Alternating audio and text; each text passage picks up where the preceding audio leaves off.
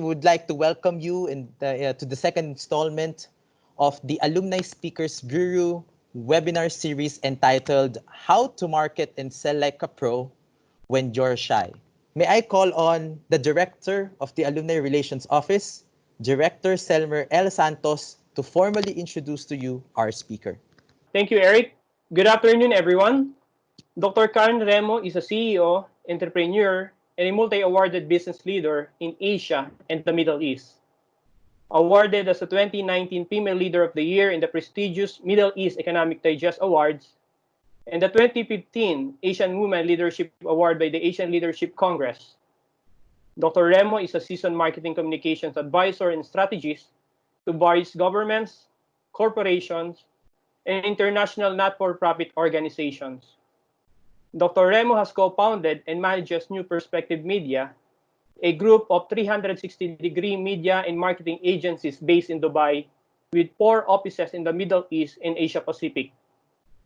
Under her leadership, the group has helped more than 1,000 brands and companies reach their target customers across 36 countries. Dr. Remo is the managing editor of 999 Magazine, the official publication of the UAE Ministry of Interior, which NPM Group publishes on behalf of the ministry. On top of her many hats, Dr. Remo is the publisher of the Filipino Times, the largest digital news portal for Filipinos in the Middle East, and the biggest free newspaper in the United Arab Emirates. Dr. Remo holds a double magna cum laude degrees in Bachelor of Arts in Mass Communication from Far Eastern University and Doctor of Philosophy in Business Management from Philippine Christian University, Middle East. In addition, she has taken law courses from FEU as well as leadership, management, and marketing executive programs from Harvard University, USA.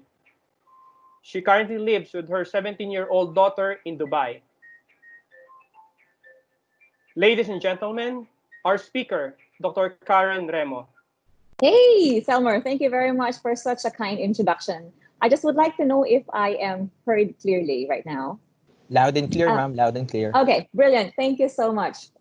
Okay, so good afternoon. If you are in the Philippines, good morning. If you are here in the Middle East and also in Europe and the USA. I'm very, very pleased to be here and to help you overcome your fear of shyness and help you understand how to navigate the real world of corporate, government, or non-for-profit as well. So thank you very much to Far Eastern University Alumni Relations Office for arranging, hosting, and organizing this wonderful webinar. We are currently joined in by many people from different parts of the world, and some of them have confirmed their attendance, and they are coming from the Middle East, Asia, Europe, and also in Australia. So, welcome. Before we start the actual webinar, before I show my presentation, I requested that you get a coin, any currency that you have. So currently I have a 1 dirham coin, okay? And then you should have your pen and paper. What we're going to do is we're going to test a law that has been there for many, many decades, and we're going to check if it is real. So this is a coin, and we're going to toss it 30 times, okay? So 10 in a row. So join me. So I'm going to, so I have is a tail for 1. I have a head. The third one for me would be head as well. Tail for the fourth one for me. I hope you are enjoying this because I am. I have another head.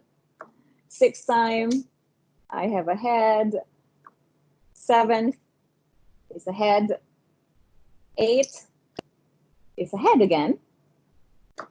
9 is a head. 10 is a head. Okay, so count yours, because currently right now on 10, I have 2 tails and 8 heads for me, right? So let's do the second round of 10. The first one is a tail, head again,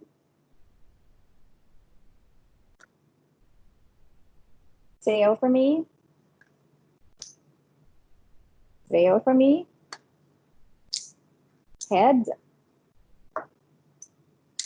My 15th is a tail. My 16th and my 17th is a head. And then I have a tail. My 19th is a head. And 10th is a tail. Okay, so right now I have 1, 2, 3, 4, 5, 6. I have 6 tails and 4 heads. Okay, let's do the last 10 toss, and it's going to be our third batch. Sorry if you heard that. So mine is a tail. 22nd is a head. 23rd is a head for me. 24th is a tail. 25th is a head. 26th is a head. 27th is a tail. 28th is a tail. And then a tail. And lastly, it is a tail. Okay. So far, I have 1, 2, 3, 4, 5, 6. 6 tails and 4 heads. So I have 2 plus 6 plus 6. Okay. So have you done yours? Because right now, I was able to get 14 tails and 16 heads. So that is almost 50%, 50-50. We all know the probability that the probability of having a head or a tail is 50%. But have you tried this really at home, of trying if the probability actually works? We live in a world where science rules. There are already laws that you can use to be able to be successful. These are predictors. You can predict that is going to be 5 out of 10. Okay, the more numbers that you do, the higher probability that it's going to be 50-50. So let's find out now if this kind of rule, the law of large numbers, can influence and impact your success in life. So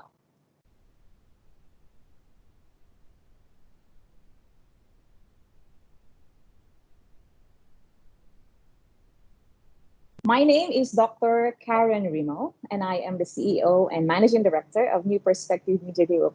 And I'm here to talk about codes.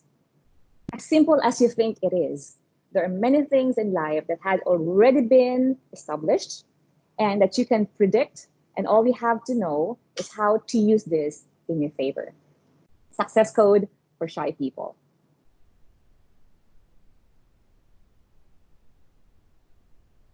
Okay, my topic outlines would just be 3 things.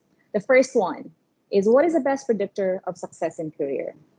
Number 2, what are the barriers between now and being successful? What's the barrier to success? And what are the codes to be successful? Predictor. Can you really predict success, especially in career? What could be the best predictor of success? We have 3 options. 1, be a valedictorian. B, have a high IQ. Or C, have good communication skills. Which do you think is the best predictor? Okay, let's start with being a valedictorian. Do you remember who your valedictorian was when you were in elementary or in secondary?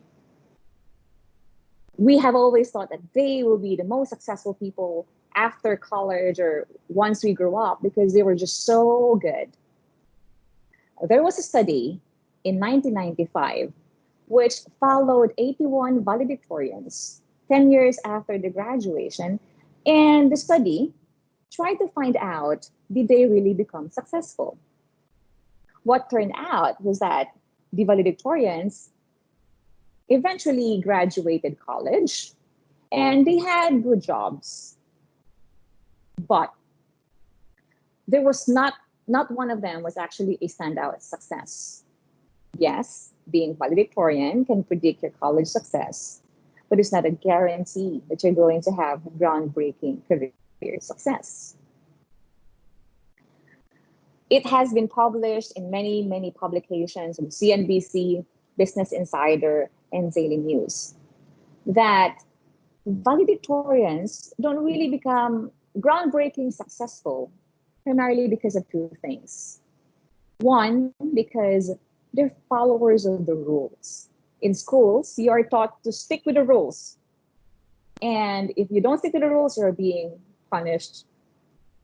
However, in life, after graduation, you realize that there really are no rules. You're on your own. So the people who did not rely on the rules were the ones who were able to make the names and to be really successful. Secondly, to be a valedictorian, you have to be very good in almost every subject, from English, math, science, history, physical education even. However, after graduation, those who really succeed are those who have that specialization. They have very narrow focus on what they know. People will play experts, and experts have specialized narrow knowledge. What else? In my 2017 commencement speech for FEU, I told the graduates, I know that it's hard to be a college student. As hard as it is, it's pretty much still predictable. You begin and end your classes pretty much in the same time. You have a set of rules, and we all know that if you get a grade of 3.0, you will get the same diploma that the valedictorian took home that day. So is being a valedictorian a predictor of success? It is a factor, but it's not the best predictor. What about having high IQ? We have always admired people who have high IQ, right? So from 85 to 115, that's the scale that's considered middle. In the Philippines, the average IQ is 85. When you reach an IQ of 140, that means you have high IQ, and when you breach 160, you're a genius. Being a genius or having high IQ is actually a gift. You're born with it. 80% heritability, that's a percentage according to studies. So you're lucky if you had a very smart and genius parents or grandparents. But does having high IQ guarantee you being successful in your career? Well, studies show that when you have reached 115, even if you become 116, 117, or 120, go higher than 115, it makes very, very little difference. And the incremental IQ after 115 doesn't really matter. So what does that mean? IQ above 115 fails as a predictor of success in career. It can predict your success in academics. You'll graduate well with high grades, but again, not a guarantee that you will have a successful career because IQ only has an impact of 6% in your success. That leaves now to the third one, having good communication skills. Will that be the ticket to your success? There was a study done by a Stanford Business School professor. And what he did was to collect and collate all the transcript of records and letters of recommendations of students. And after that, what he did was to study those records and the jobs now of the students, of these executives, after a decade.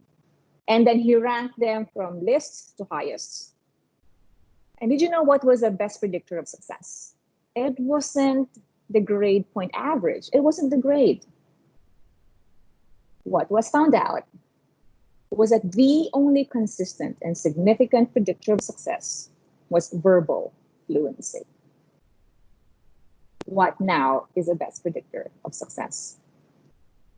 Communication skills. Your goodness or greatness in communication skills will have a direct impact on your success and your wealth. Everybody wants to be successful. Everybody wants to live a comfortable life. And since we all want that, we should all develop communication skills. However, we now know that this is you and you want to be successful, and communication skills will bridge the gap. But why is it so hard? You know, it's like a puzzle. Why can't you reach there? Because the only thing that stands between you and practicing good communication skills is fear. I asked 50 people who had described themselves as shy. So they always told me that they're afraid to speak, they're nervous to speak, they're anxious to talk, and they have jitters whenever they give presentation. All this are defined and described as shyness. But almost everybody feels shy every now and then. 75 to 90% have been shy at some point in their life. In fact, speaking is one of the biggest fears in the whole wide world. Look at the study that was published in Washington Post by Chapman University. Okay, what is the biggest fear? Public speaking. 25.3% say they fear speaking in front of a crowd. The thing with fear is that it's not necessarily real. Why? Because look at the other fears. Fears of bugs, snakes, and other animals. How many times do you actually see a snake in your life? Actual snake right in front of you. I haven't. How many times have you actually seen zombies or clowns or ghosts? See, if you're fearing clowns and ghosts and you're fearing public speaking, it only means one thing. Your fears are not based on reality. Hence, your fears are not real. So now we know that the fear of speaking is actually shyness in simple words. And the gap, the problem, the main barrier is actually shyness. You to success, the gap is called shyness. So what are we going to do to remove and eliminate shyness? Confidence. Confidence is something that isn't taught in your library books. Confidence is something that you learn because nobody is born confident. And once you master the art and science of confidence, because it is also a science, because remember when we did our toss coin, things are governed by laws of nature. I have asked 20 people before this presentation, and I asked them, you're a shy person, are you? And they said, yes. And do you feel shy also when you're speaking with your friends and families? And they said, no. They are different people when they are with your friends and families. Why is that so that you're shy in a specific circle and then you're not shy in a specific circle? You feel shy when you fear people will reject you. You feel shy when you fear people will make you feel inadequate. Oh my God, she's so good. Oh my God, he's so awesome. He will underestimate me. Oh, my boss is so good. But again, fear is always not real. Most of the time, fear is not real. Also, you feel shy because your self-image and dignity is threatened. You are afraid because something bad might happen. What is that bad thing? The destruction of your self-image and dignity. But is that fear real and imminent? Does that hold water? Shyness is a self-defense mechanism. What does that mean? When you are under threat, when a robber is in front of you, or when you're going to be attacked, you defend yourself. And there are three main responses that the body would do. 3F. Either you fight, either you flee or you flight, and you freeze. So it's called a fight, flight, freeze response. Either which, when you are in self-defense, you are closed, right? And if you're closed, what does that mean? There's no communication that's going to happen, because communication means opening up. It's a free flow of thoughts, of ideas, of emotions. If you're in a self-defense mechanism, you are the one putting the gate. It's not the other person, it's you. What did you lose financially by starting a conversation? Nothing. Okay, you wanted to you wanted to approach a person right next to you because you wanted to sell your new product, and it's an amazing product, but you're shy to do so. By not talking to the person, you lost nothing.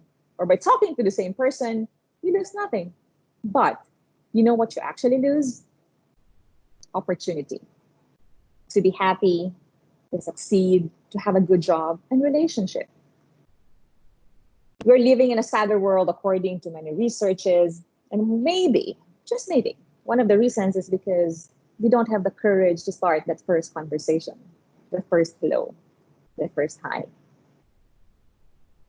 Shyness is not genetic, but learned. So do not say, I was born shy.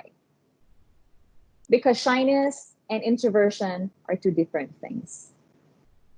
Introversion is a trait, extroversion is a trait, but shyness is not. It is something you learned, and the good thing is, if it's learned, you can unlearn it. There's no such thing as shy gene, according to doctors.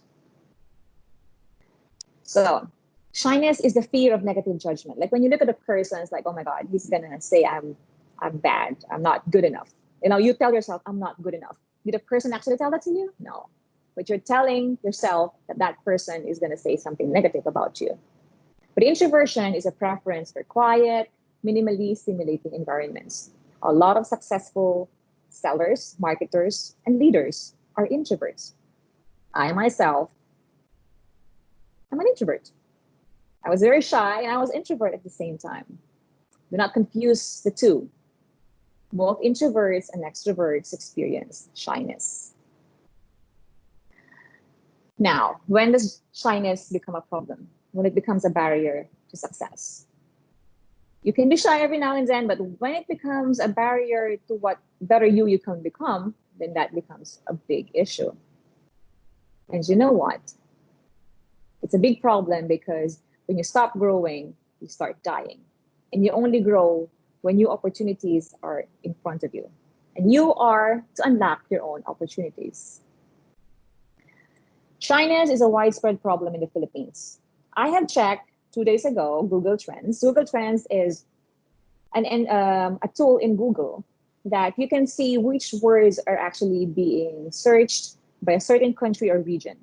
So I searched over the last 12 months and all around the world. Shyness, shy, how to overcome shyness, and confidence were actually the most searched words in the Philippines. I understand a lot of our viewers right now are Philippines, so I chose Philippines as our case study. Now let's study who else are experiencing this problem. Shyness. Ghana, Ethiopia, Uganda, Nigeria, Kenya. Okay. Who else are feeling shy apart from Philippines? Uganda, Ghana, Nigeria, Tanzania, Kenya. How to overcome shyness? The only country that surpassed Philippines is Nigeria. The only country that surpassed Philippines in looking for confidence is Ethiopia. Shyness is not based on reality. Shyness is based on self-image. That image is actually something I presented to one of the engagements I had earlier, because I asked women how do they feel about themselves, and most women thought they're actually big, they're stout, and they are not. And the same way that self-image is based on a constructed reality. Wow. A lot of people would think the other way around. How do you now eliminate shyness? Okay. Build self-esteem. How do you build it? Self-concept is one of the most amazing discoveries, at least on understanding wise, in the 20th century. Because it helps you understand that how you view the world or how you think others views you depend on how you view yourself. There is a study done by the author of The Brain, The Story of You, where he invited a lot of people in the laboratory, and they were asked to hold photos of smiling and frowning people. Then he was given, these people were given electrodes or put electrodes in their left and right cheek. If they're holding a photo of a smiling person, their muscles tend to smile. If they're holding a photo of another person who's frowning, their facial muscles tend to frown as well. Okay. And then the second batch came. This time, they invited people who had Botox. So Botox relaxes your muscles. Same experiment. Electrodes were put on the left and right cheek. They were asked to hold the same photos of people smiling and frowning. And here's the interesting thing. People who are actually people with Botox are worse in identifying emotions because they themselves don't feel it, because their muscles are so relaxed. The way you view others is highly dependent. The way you view others view you depends on how you view yourself. If you view yourself as you're not enough, then people may construe that you are not enough. If you view yourself like you're good, then others will view the same way. The thing is that we are so harsh on ourselves. We are our own critic. So much commercials has been done, like Dove commercials, like especially during Mother's Day, where women are putting down themselves. And I believe it's also the same with men. It's your self-concept defines how you think others view you. If you think that Mr. A looks at you as somebody who's great, you're right. If you think that Mr. A looks at you as somebody who's not good, then you're also right. Because it's just in here.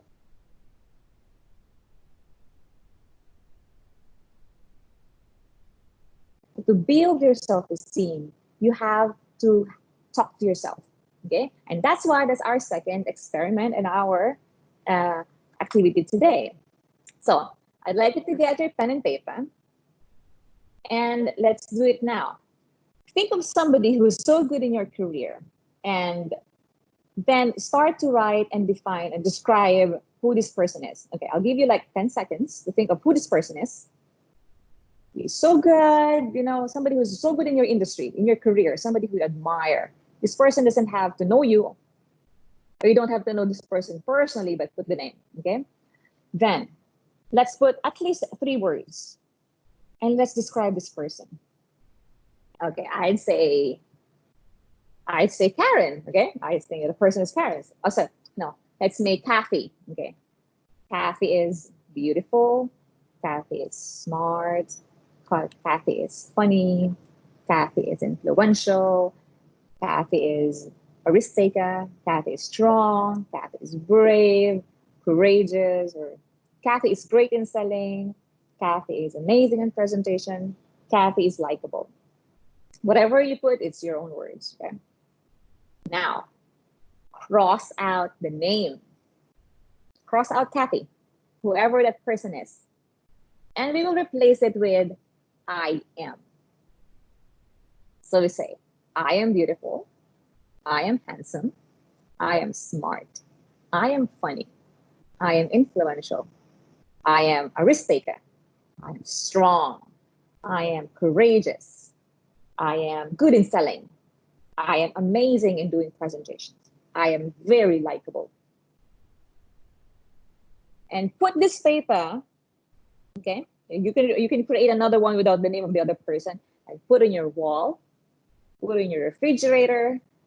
It should be the first thing that you should see in the morning. It should be in your mirror. You will talk it to yourself. Nobody can build self-esteem except you. Put it there. And if you believe in the law of positivity, law of attraction, you will become what you wrote right now. So build self-esteem, you have to start it from yourself and you have to talk something to your mind because your mind is a muscle. It's a 1.3 kilogram muscle, jelly muscle right there. And it's a muscle. So whatever you put in there, it will absorb. Listen to good stuff. watch and listen to podcasts that are positive.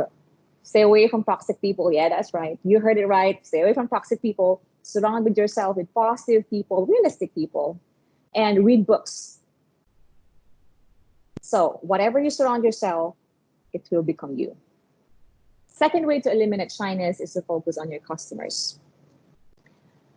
You know, I was asked in a conference earlier on it's a conference sponsored by IPC, which is a joint initiative by World Trade Organization and UNCTAD, United Nations. I was asked, how do you get noticed in this highly competitive market? I said, well, the same way that a husband was able to get a yes from his wife, he first noticed the wife. How do you get noticed? You notice your customer first. When you are so happy, when you are so enthusiastic in serving the needs of your customer, you forget yourself. I don't care how I look like right now. I'm going to serve the customer need right now. So the attention is no longer in you, but it's now with your customer. And I'll tell you, when you focus your energy in serving the needs of your customer, you are on your way to success. Your customer could be your boss. Your customer could be the person who's buying meat from the public market. Your customer could be somebody who's buying something from your online business. Your customer could be your wife or your husband or your kids. So focus on your customer's needs and you'll be able to eliminate shyness. I think you know Michael Cinco. Okay, Michael Cinco is a very famous designer. And he told me that he is a shy guy, very shy. But he has dressed so many people, including, you know, Victoria Swarovski, where he had like what hundreds and hundreds of thousands of Swarovski in her gown. He does it. He makes people happy by focusing on the customer, which is in this presentation, Victoria Swarovski. You do not have to be an extrovert to be successful and great in communication skills. You just have to focus on serving your customers and everything follows. And this is during our the Filipino Times Awards, where we award exemplary Filipinos all over the world, internationally, if they have done something spectacular in their industry. A lot of them are shy. A lot of them are introvert people, but they were able to become very successful because they have focused on serving the needs of their customers. Now, the third set, and we're almost done. What are the codes to be successful? Get your pen and paper. Let's crack the code. You're selling most of the time, right? So you're selling it to if you're a mom, you're selling the idea of eating vegetables to your child. If you are a boss, you're selling a vision to your people. If you're a government official, you're selling your platform and your thoughts to people. If you're a church or a spiritual leader, you are selling the spiritual or religious doctrine. You are saving people from something that's going to put them to doom. So what you're doing is you're selling something that you strongly believe in. And we will talk about it and why it's important for you to understand how selling is also an important way of becoming successful. Look at fossils, scene of the crime, and successful people like Mark Zuckerberg and Oprah, Henry C., and LeBron James. What do they have in common? All of them leave tracks. Fossils leave tracks on what happened in the past and to be able to understand how evolution happened.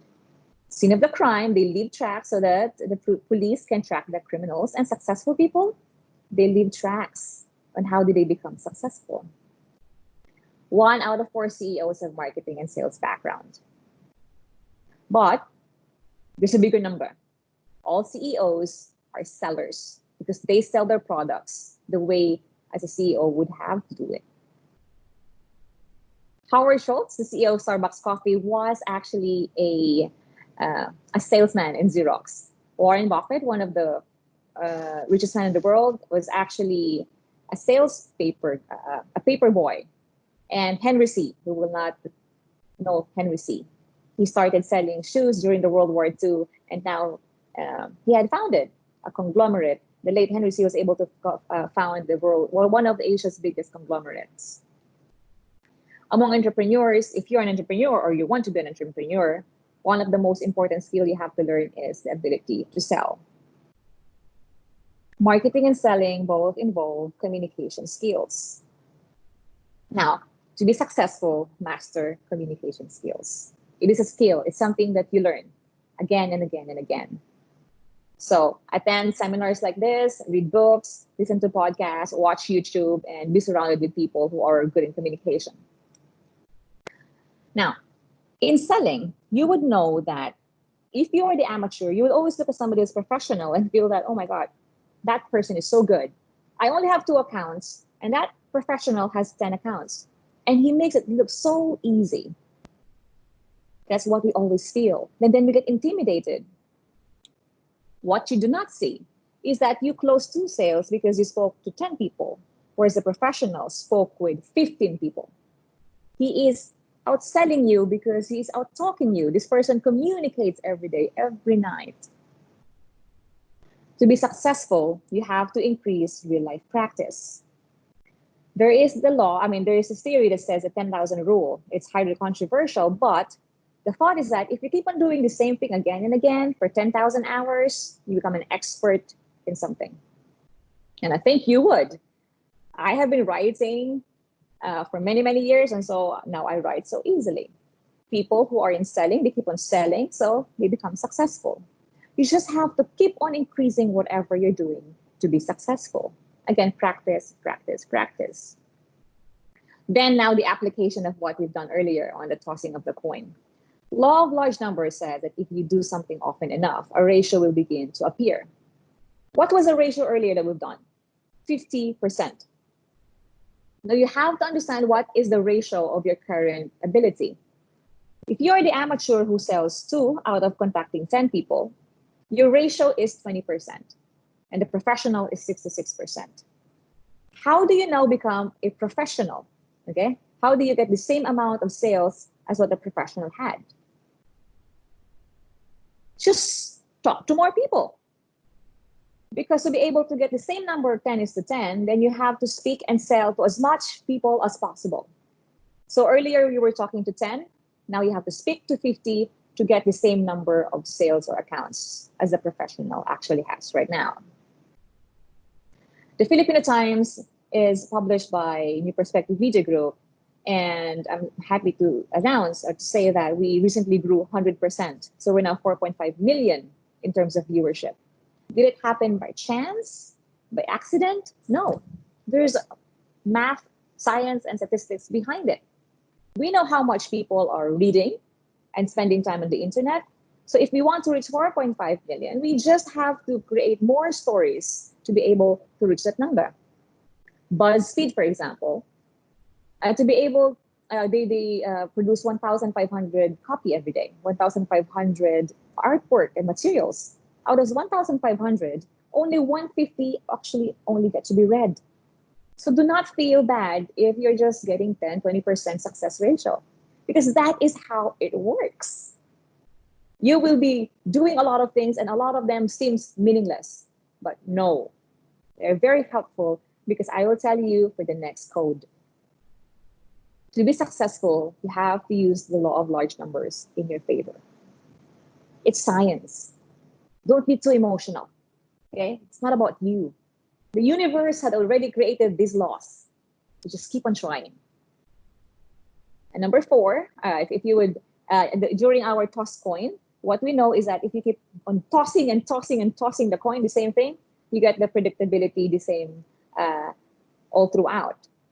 Andre Agassi used to be the world's former #1 tennis player. He said, my father says that if I hit 2,500 ball each day, and at the end of the year, my father says that if I hit 2,500 ball each day, I'll hit 17,500 balls each week. And at the end of 1 year, I'll have hit nearly 1 million balls. He believes in math. Numbers, he says, don't lie. A child who hits 1 million balls each year will be unbeatable. If you are good in selling pancakes, keep on selling pancakes. If you want to be really good in selling worms, then keep on selling worms. If you feel that you want to be really good in singing, and keep on singing. Okay? Things can be learned. And just keep on doing it again and again. Code number 4, to be successful, get better in one thing. One thing at a time. You don't have to be very good in everything.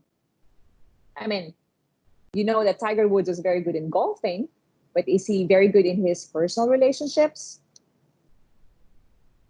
You cannot be good in everything. So choose on what you want to be successful. Just one thing and focus on it again and again and again. If you want to learn how to talk, just keep on talking. Today, put a note that say, I'm going to speak with 10 people, 10 strangers. And then talk to 10 strangers, of course, with your PPE on, because it's currently risky right now to talk without your mask. If you're afraid that people will laugh at you when you present, then present more. If you're afraid that people will laugh at you when you sing, then sing more. You have to do it more, and you have to do one thing again and again. We know that the success ratio earlier was 20%, right?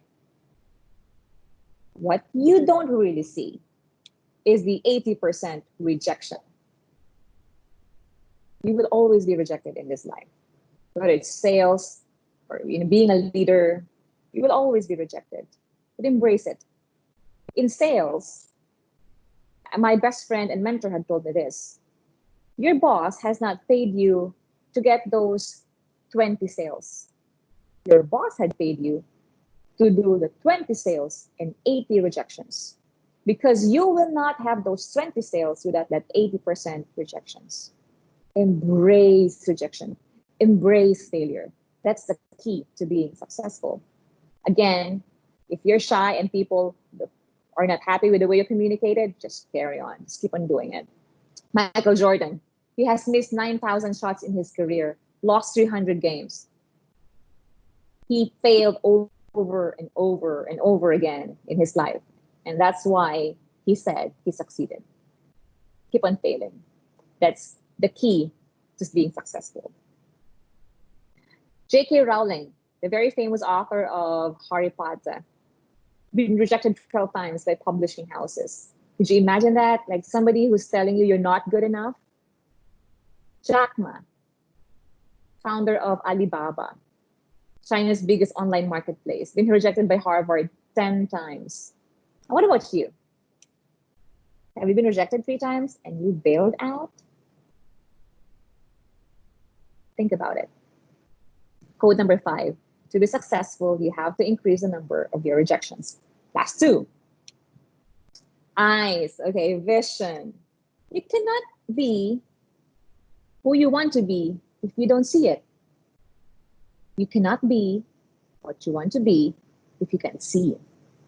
The thing with vision is that you live in a 3D world, okay? 3D body, 3D world, and yet your vision, the light falls on your retina on a 2-dimensional fashion. So there's 1 dimension missing. So what happens? You guess. Your mind guesses. So if your guess is that you're not good, you're right. If your guess is that you're great, you're right. Your mind guesses. So let your mind guess into something that is better. My daughter told me earlier that, when you're feeling nervous, the feeling of nervousness and the feeling of excitement, it's the same. But it's just how you interpret it. Your body, your brain doesn't recognize it, So either you say, I'm nervous, or you say, I'm excited. Right now, I am excited in sharing these thoughts and learnings to all of you. WYSIWYG, what you see is what you get. During the olden times, the computers are not able to project to you what was being typed on your laptop or screens. No laptop then, just your monitor. Beach right now looks like this. Beach a couple of years ago looks like that. Right? In a New Perspective Media, what we do is we create confidence not only for companies, but also for individuals, but mostly for companies. And there was a group of entrepreneurs who approached us and said, look, we want to bring a major league in the Middle East. It's an ambitious feat. To be able to do so, to bring the brand to the region, we have the company has to raise 4 billion pesos to 75 million dirhams, or let's say $75 million. And how are we going to do it? We're going to raise it in the stock markets. Easy? No. Why? because the company wasn't really existing at the time except from a paper of registration.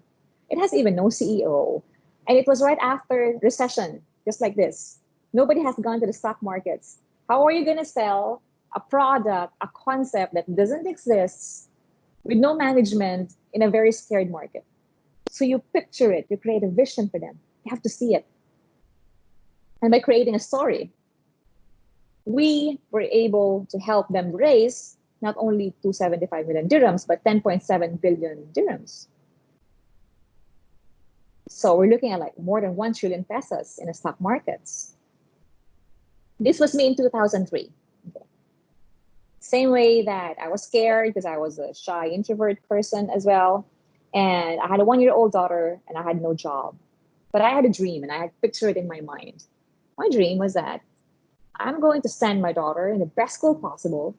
I will give her all the love in the world and attention and whatever a parent can do. And I also would like to raise the flag of the Philippines in the international market arena.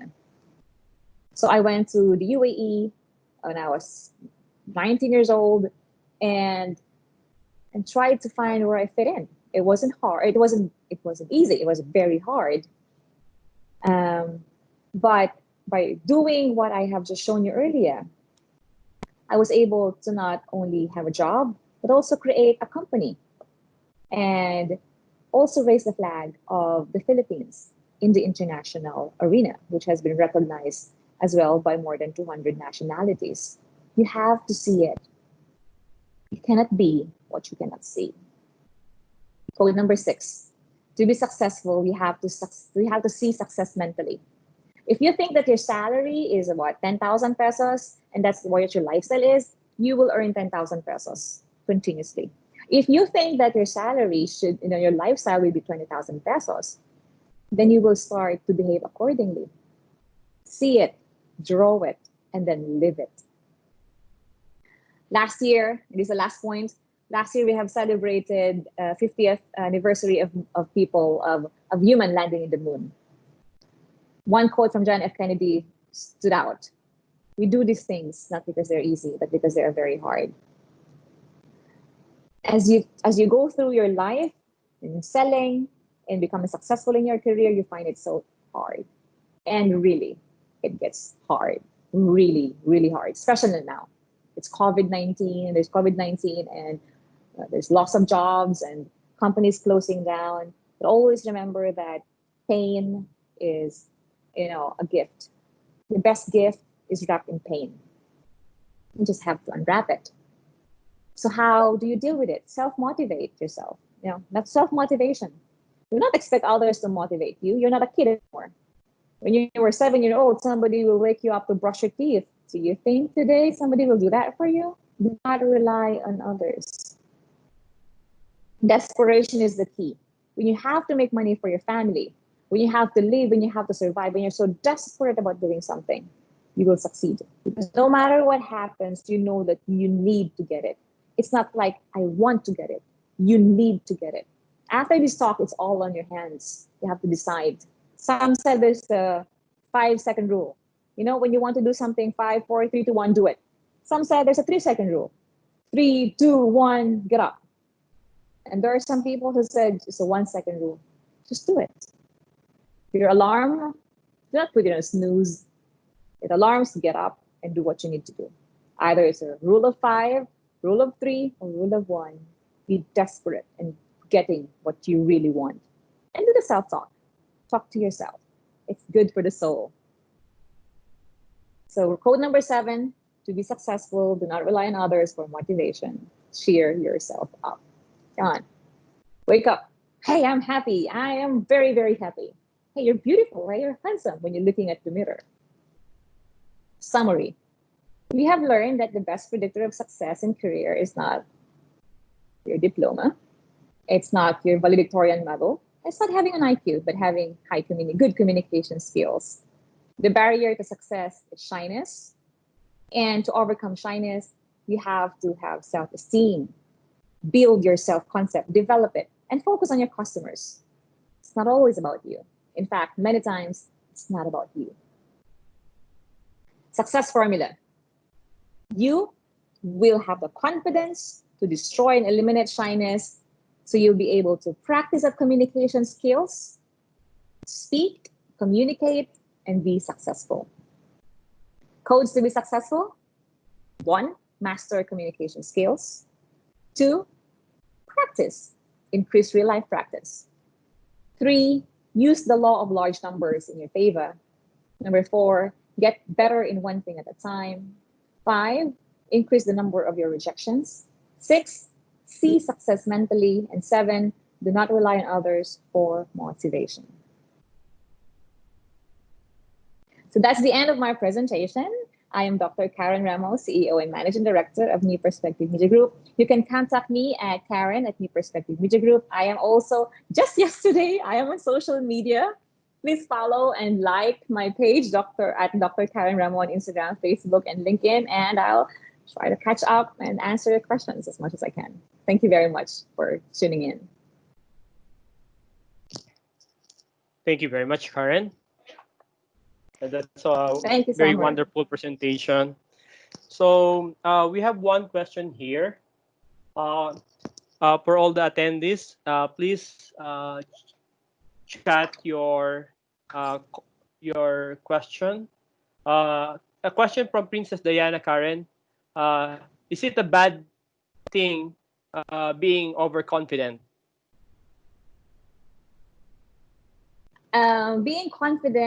Being overconfident can be a negative thing. Why? Because it can actually stop you from growing. So when you are overly confident, then you might not listen to other people anymore.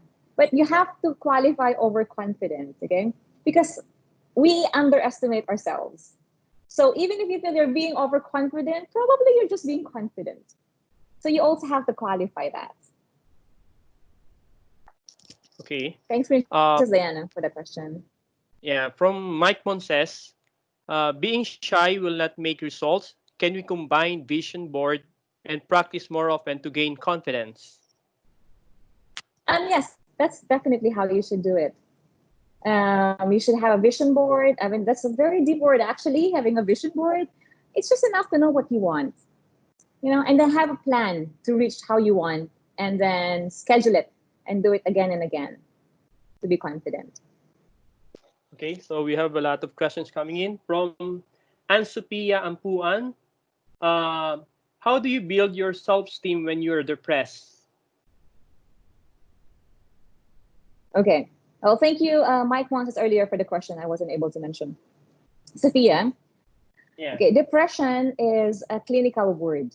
Okay, so if it's depression, I would suggest that you talk, or people who are clinically depressed, they have to speak to experts on depression. But if you're feeling sad, okay, because depression and sadness are also interchangeably used.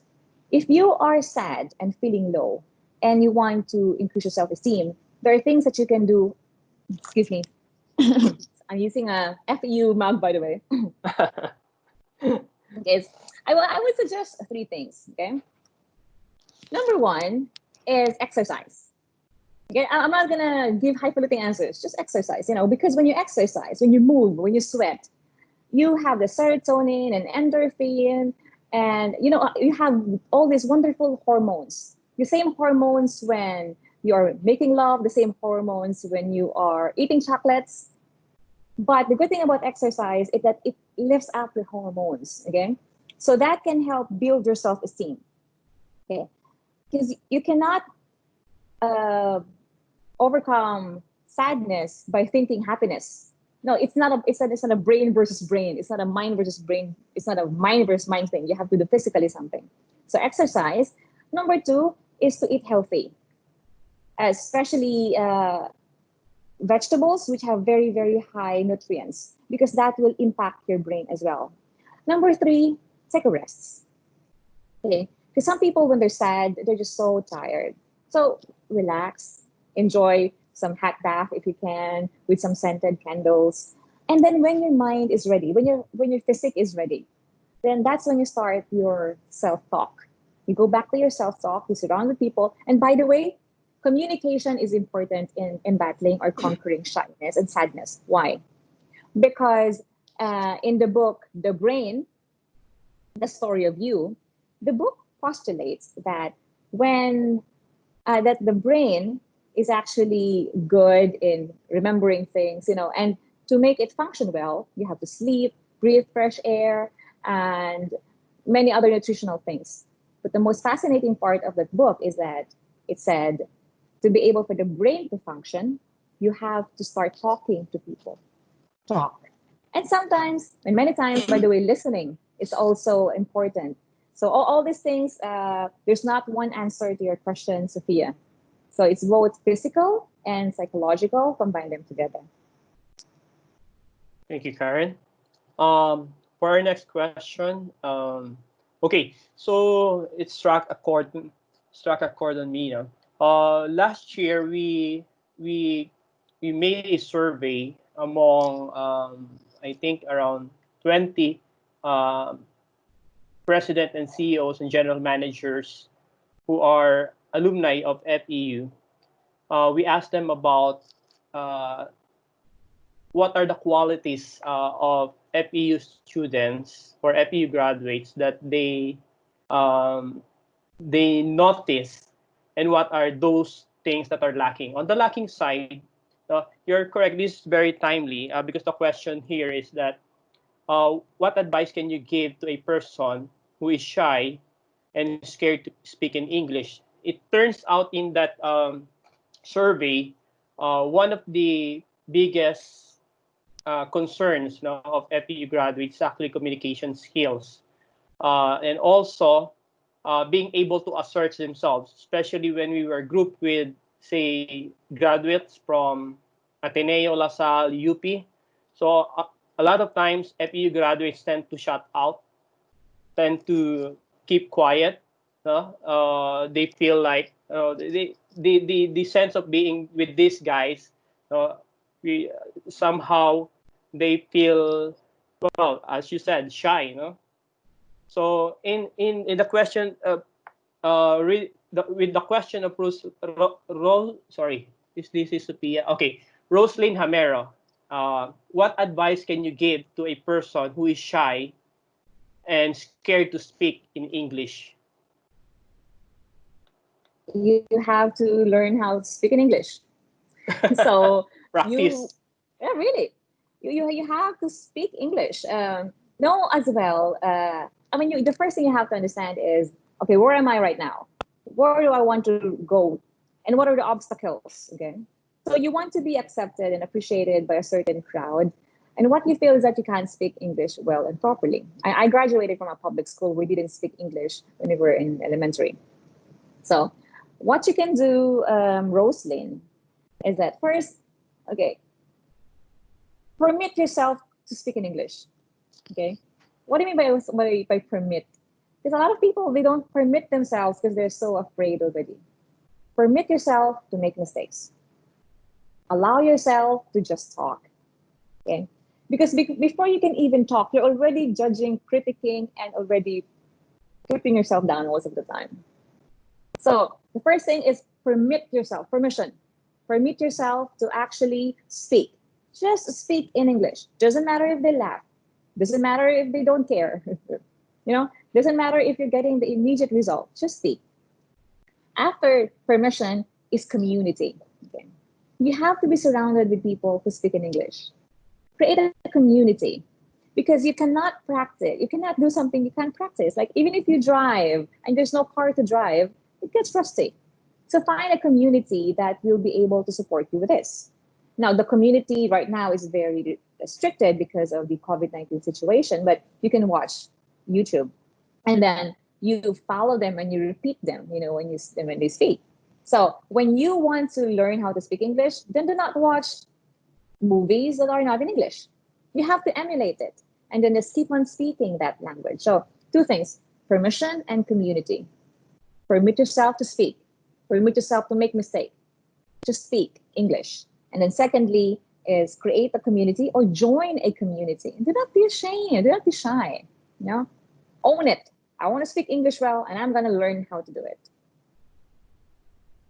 Okay, thank you. From Lorraine Luna Danipog, how do you optimize other people's feedback to improve yourself? Okay, that's a very deep word, optimize. Okay. So Lorraine, a feedback, if it's negative, is a gift Mhm. because that is actually an opportunity to improve.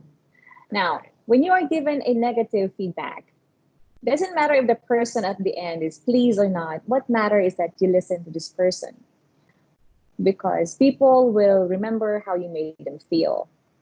Not necessarily what you told them, but what they felt when they were talking to you. So any opportunity to improve your product, to improve yourself is a wonderful gift. So take it, it's like a gift that's being given to you.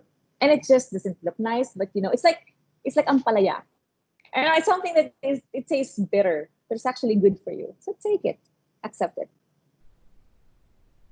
Okay, thank you. The next one is from Samina. Dr. Karen, we know you have come so far, but if you had to start your career again, what would it be? What would it be? One thing you would have to do differently, or you want to do differently? I would do the same thing that I've been doing right now. Really, really, I am so passionate. I have fell in love with communication. Um, if I may share with Samina, when I was an elementary student, so we didn't speak English, and I just get books from my cousins from Manila, and I would read them because they were fascinating. Oh my God, these are beautiful books, and I would read them. And if you know the word hihip, when you're cooking in using wood, that's how we used to cook. And I would hold the hip, the tube, and I would pretend that it's actually my microphone. And I would think that I'm going to be the best reporter ever. I did not end up to be a reporter. I mean, I did not end up to be a reporter in the Philippines. I ended up becoming a reporter somewhere else. And not only that, I ended up having my own company which employs reporter. Would I have it any other way? I wouldn't know if I will end up like this, if I would change it. But what I know is that what I really wanted since I was young was I wanted to communicate because I know that I'm giving a gift to people. When a country would like to speak to its constituents, the biggest problem of countries right now is that there's a gap between what the leader wants and the constituents actually get. There's a big gap between the bosses and then the employees. If I can bridge that gap, that will be a gift both to people and the leaders. So I will be doing the same thing. Okay. Thank you, Samina. So, yeah, from Rydell of Cebu Pacific, coming from failing a pitch or not making a close after selling a product or idea, how do we bounce back from it? Do we change communication strategies or stick what professionals teach us or make our own style? Every agency, Rydell, has its own identity. Is But it doesn't mean that the identity cannot change because your clients, your customer would be sorry, the companies, the client is actually a customer. And the customer would want a certain way of how to present the pitch. How do you bounce back? First of all, acknowledge that it's painful because when you do a pitch, you take hours and nights and weeks of preparation and money to create an advertising or a communications campaign pitch. And then when you present it, what's the main problem here sometimes or many times? The client is not able to articulate what really they want so that the agency find it difficult to understand.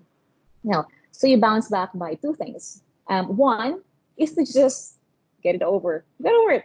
Just pitch again. Okay, this client didn't work. Learn from it. Pitch again. Okay, and then secondly is that you start to identify and contact the clients and ask why did we fail, because it's also a thing right now where you can now ask the clients or the would-be clients, why did we not make it? And then they will give you a feedback. And then you pitch again and again. Okay. From Ederic, Will a proper way of listening consider as a good communication tool? How do you communicate by just listening? Is that possible and in what way? Oh, that's a wonderful question, Edric. Listening is more important than talking because listening is a skill that you have to master before you can talk. Talking without listening is futile because then you just become like an empty can, right? We started earlier by knowing your customer. So you have to listen to your customer. How do you do that? How do you practice listening intently? So you have to pay attention, right? There are many studies and then surveys that said how to pay attention. You have to look into the eyes. You have to use a pen and write it. You have to lean closer. You know what? The the only way to pay attention, to show that you're paying attention, is to pay attention. Just pay attention without That's your true. mobile phone. Okay? Forget about looking at the eyes because when you're listening intently, you will definitely just not do anything else. And it's understandable because you can write, you can talk 125 words per second, 125 words per minute, but you can listen for 450 words per minute. There's a big gap between 125 and 450. So the gap, what happens to the mind? It wanders, it goes everywhere else. So is listening a communication skill? Yes, it is. The more important skill than talking. As I mentioned earlier, designers, do they talk a lot? No. Michael Cinco doesn't talk a lot, but he listens what the client wants. By listening, you're communicating already. And the actual product is a communication tool because communication is not only verbal. Verbal is only 7% of the communication, by the way. Only 7% is verbal. So the more important thing here is to show that you have listened and that you have created a product that communicates your excellence. Right. Okay, thank you, Karen. Okay, from Aero, how do you Sorry? convince others? Aero Yeah. bien, yeah, Uh-huh. AERO, yeah. How do you convince others to see the image that you are trying to make for yourself? You believe it yourself. You live it. You breathe it. Okay. So if you see yourself as um, a person worthy of respect, then you have to see it yourself. If you see yourself and behave in such a way, then others will see it. Now, I have told this in a couple of my seminars and then conferences. You dress not for what your position is, you dress for what you aspire to be. So if you're a secretary and you want to be a CEO, why not? Then dress like a CEO. You're the front liner. Okay. So you have to live it. That's why I told you earlier, think of that person that you admire and then write down the traits and qualifications. And then you have to emulate that yourself. Keep on seeing it and doing, and you will be able to project yourself and later on live it. Okay, from Cristel May Romero, how can someone say that he or she is already confident enough about yourself or about herself? Because there are times that you may feel intimidated again. You will never feel confident enough. Never, True. ever. But always know that you are ready. You are good enough. So even Barack Obama does feel jitters. Even the most spectacular, amazing leader also feels shyness and fears. So you will never feel confident enough. But know that you are ready. And then when you see a person and when you're about to speak, even in concerts, you see J-Lo, when you watch concerts, they're very tired and they're screaming, behind the scenes. And then when they're being propelled up onto the stage, they say, okay, 5, 4, and then they smile. 3, 2, 1, and then they sing. You project it. You will never, you will never feel good enough. You will never feel confident enough. But know for sure that you are confident already. Okay. So, okay, this is interesting. Do you think, this is from Anne Marie Marabot, do you think shyness is part of how we were brought up, like fear from anything we do, as what our parents remind us always? Yes, yes, definitely. Shyness is also cultural. In Japan, in China, women, when you are quiet and you're shy, you're demure, you are looked up as somebody who is dignified. You're somebody who's more likable if you're quiet. In the Philippine culture, if you're quiet, ang bait-bait naman niya. So being quiet is synonymous to being kind. So it is definitely cultural. And when you actually speak, when I was in the US doing my postgraduate studies, when a teacher asks, everybody just answers, and I raise my hand. It's like, why am I raising my hand? My daughter also, she says that, why do I raise my hand when I wanted to talk? So we are raised differently. In fact, when we are in a stadium or watching basketball, okay, in Western world, somebody asks, is this seat taken? Right? For Filipino, may nakaupo na po ba? Is anybody sitting here? It's like you see no one is sitting there, but you assume somebody is sitting there. We are sometimes so polite to a fault that we don't talk. It is a culture, yes. And that is why you have to look outside the Philippines as well on how others are behaving, on how others are becoming successful. You have to broaden your horizon. If you look only at the culture is good to study. Of course, you have to fit in a certain society, but do not be afraid to break cultural norms as long as it's within the legal boundaries. Because to be successful, as I earlier mentioned, you should not always follow the rules. Okay. From Helen, so what can you advise to SME owners in this COVID time, and how to market effectively? Yeah. SMEs are very much affected right now. Now, know that SMEs, while they're called small medium enterprise, they comprise 85 to 90% of the whole economy. Mm-hmm. So even if you think you're small, no, because collectively SMEs are the biggest chunk of economic contributor for any nation. So how do you now survive during this time?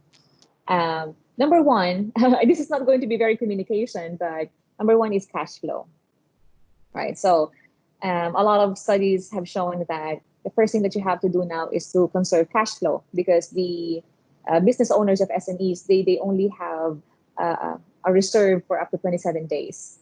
And by now, it should have been depleted, because of the quarantines and all that. Okay. Second is that you should be able to think of how people want to be served right now, because the desires, the needs have changed.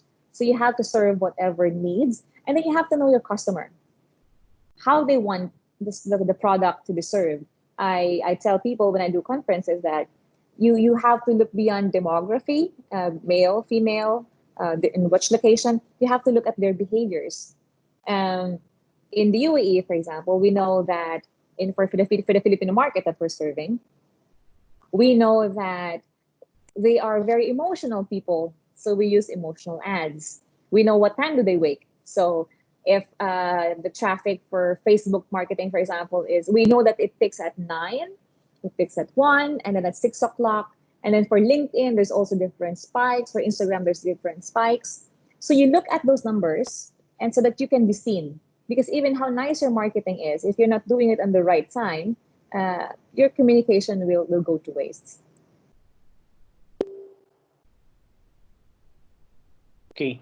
From where's from Pamela? Okay. Uh-huh. How to voice concerns professionally without seeing or seeming negative, most especially to your seniors or boss? Okay. Speaking up and speaking Yeah. out, that's very important task, because to be able to create an open communication, you need to speak out not only the positive but also the negative. So the mere fact that you're thinking about speaking out something negative is already a good step because you know that there's something wrong. Okay. The second one is for you to understand the person well, your boss or the leader, whoever this person is. If the person is coming from a very bad meeting, you don't tell the negative concerns immediately. It will be rejected. You have to find the timing. Timing it should not be perfect, but timing is a strategy that you can use here. Now, Philippines is a Christian nation. So if you know the story of Esther in the Bible, there was a story there where she wanted a favor from the king. So what she did was she dressed up so well. She prepared bountiful feasts for the king. And so by looking very pretty, by giving food to the king, I think it answers the two things that, according to studies, show men are visual, and you can show love to a man through their stomachs. So by doing that, Esther was able to get a yes immediately to the king, and the king said, "Whatever you wish, even half of the kingdom, I will give you." So, you have to find a perfect opportunity to talk to this person, invite over dinner or coffee, and come across at something that you're there to openly discuss something. If the person takes it negatively, that's fine. If the person takes it positively, that's fine as well, as long as you have been polite. And by the way, focus not on yourself, okay, or not the person. Focus on the issue. Sir, we have an issue here. Never the person, always the action. Thank you, Pamela, for the question. Okay. From Angela Beatrice, tips for handling criticism from others when you're starting your own business. Okay. Know that a lot of the complaints are helpful, but know as well that some of the complaints are misunderstood. If you are selling a Toyota, okay, and the customer is asking for features of a Jaguar or Mercedes Benz, then there's a big gap. That's why communication is a key.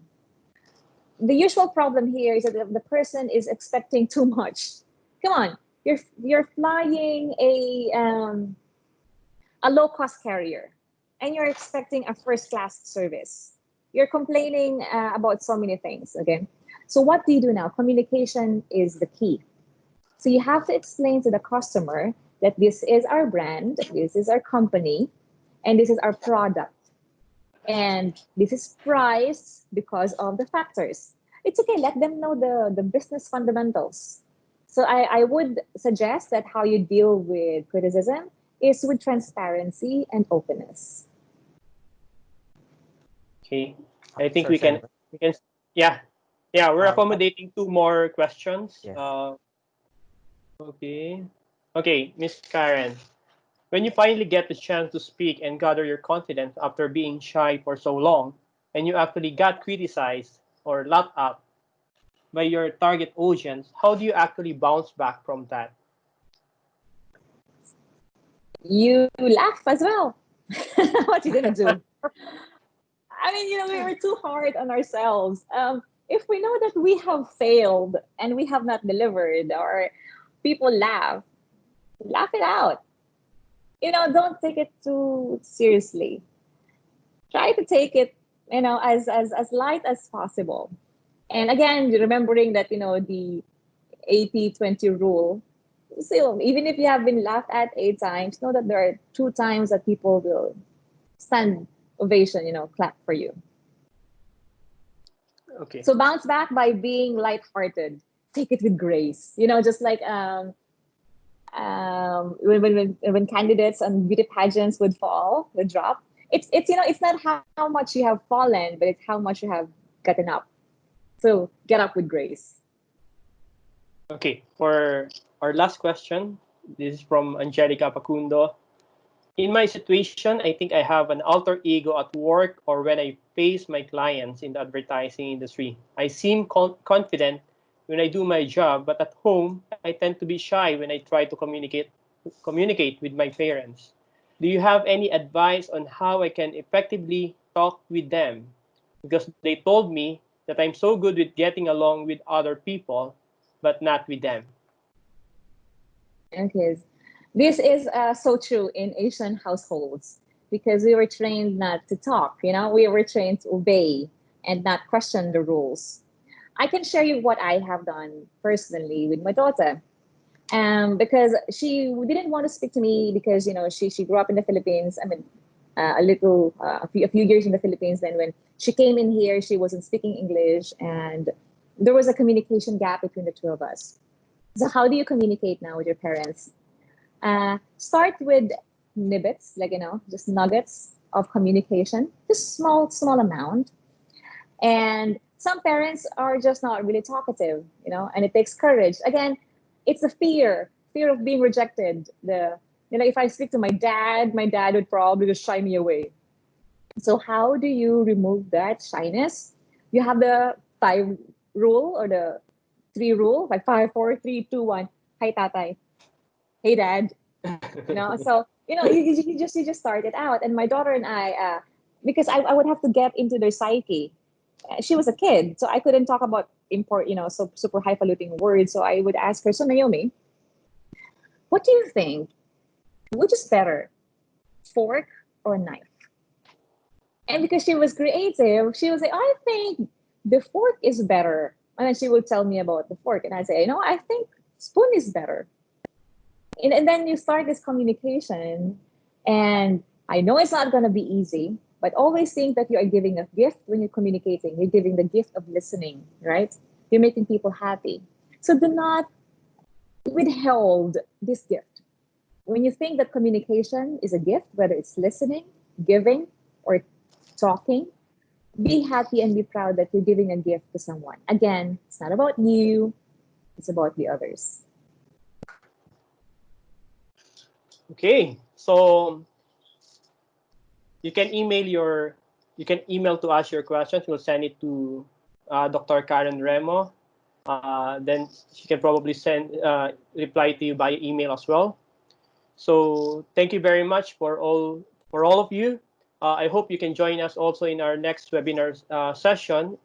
This is about the anti-terror bill. We'll have Dean Mel of FU Law School, Commissioner Armamento of Commission on Human Rights, and Prof. Likayan of our Political Science and International Studies departments. So that would be on July 2 at 2 p.m. So we'll also send you copy of posters and communication about it. Thank you very much. Thank you, Dr. Karen. Okay, thank you so much. Take care.